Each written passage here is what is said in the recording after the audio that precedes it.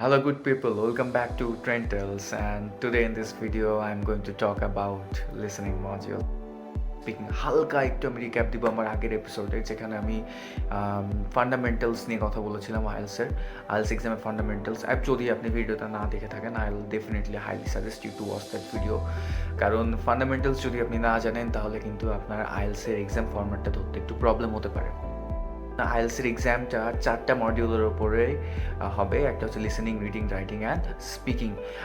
এই 4টা মডিউলের ভিতরে 2টা মডিউল আছে, যে 2টা মডিউল হচ্ছে ইনপুট, যে আপনি যখন এই 2টা মডিউল প্র্যাকটিস করছেন, you are actually inputting something in you. একটা হচ্ছে লিসেনিং আর একটা হচ্ছে কি রিডিং। যদি আপনি লিসেনিং ভালো করতে পারেন, তার মানে আপনার স্পিকিংটা বেটার হবে। যদি আপনি রিডিং ভালো করতে পারেন, এটার আউটকামটা আপনি রাইটিংয়ে পাবেন। সো যত বেশি আপনি লিসেনিং অ্যান্ড রিডিং করবেন, আপনার ইনপুট তত বেশি আসছে। Okay, so listening is the fundamental module that one should improve their speaking.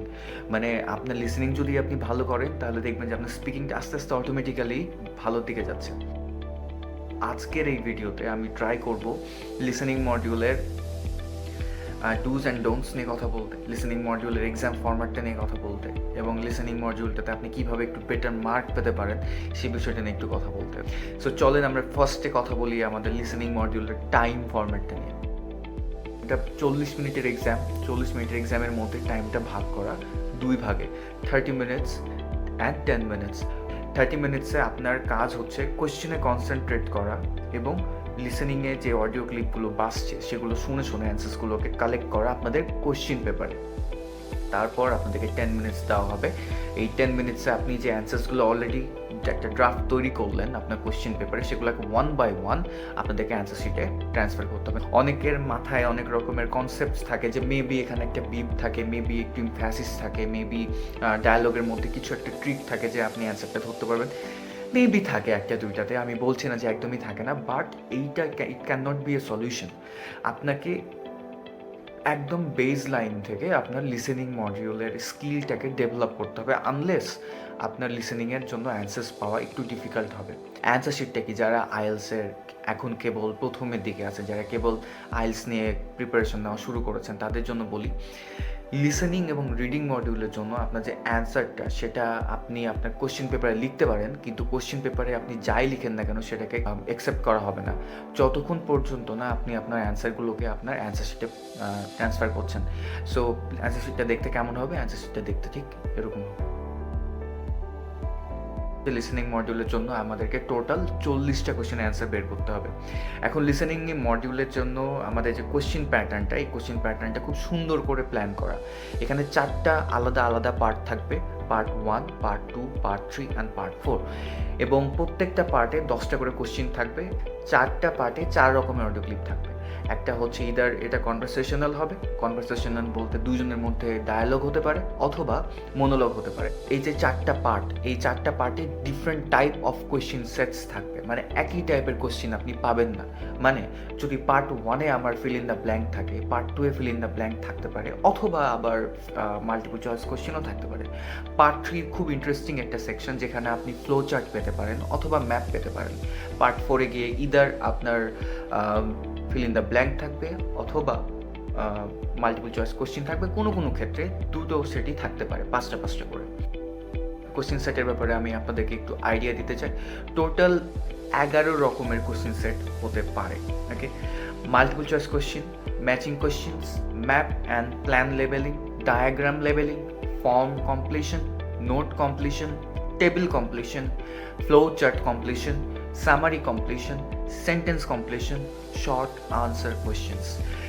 এর ভেতরে সবচেয়ে হাইলি টিপিক্যালি আমরা আইএলসের যে কোয়েশ্চেনগুলো দেখে আসছি, যদি আপনারা কেমব্রিজের বইটা ফলো করেন, দেখবেন যে multiple choice questions, matching questions, map and plan leveling and flow chart completion, and কোনো ক্ষেত্রে শর্ট আনসার কোয়েশ্চেন্সও থাকতে পারে, বাট খুব রেয়ার।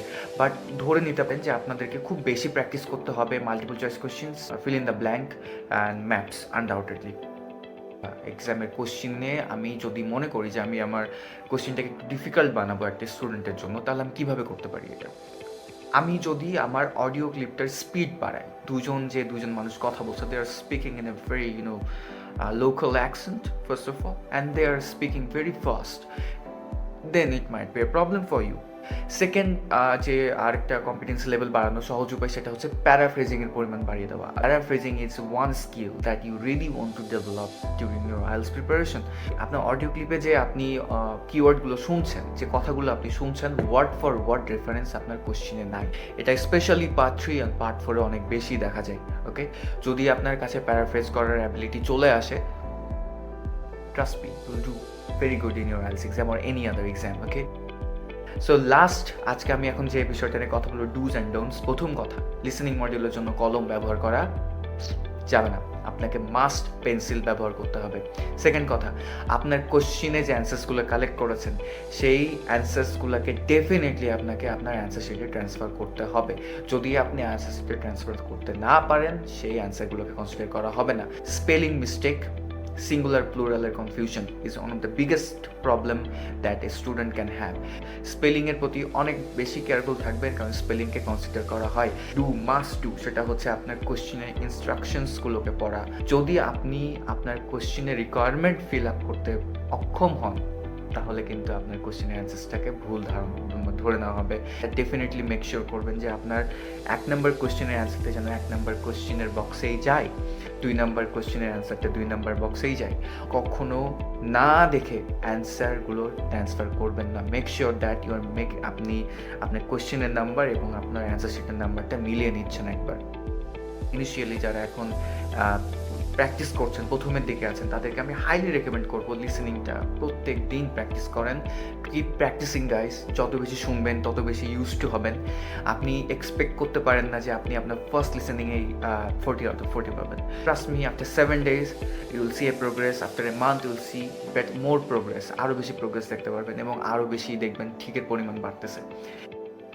যদি আপনারও কোনো পার্সোনাল কোনো প্রবলেম থেকে থাকে, জাস্ট ইমেল মি, আমি আপনাকে ইমিডিয়েটলি রিচ করার চেষ্টা করবো, and maybe I'll plan a good course for you which might actually help you to get a good band, better band for your IELTS exam. Be active, be productive, help each other. See you in the next video. Bye bye.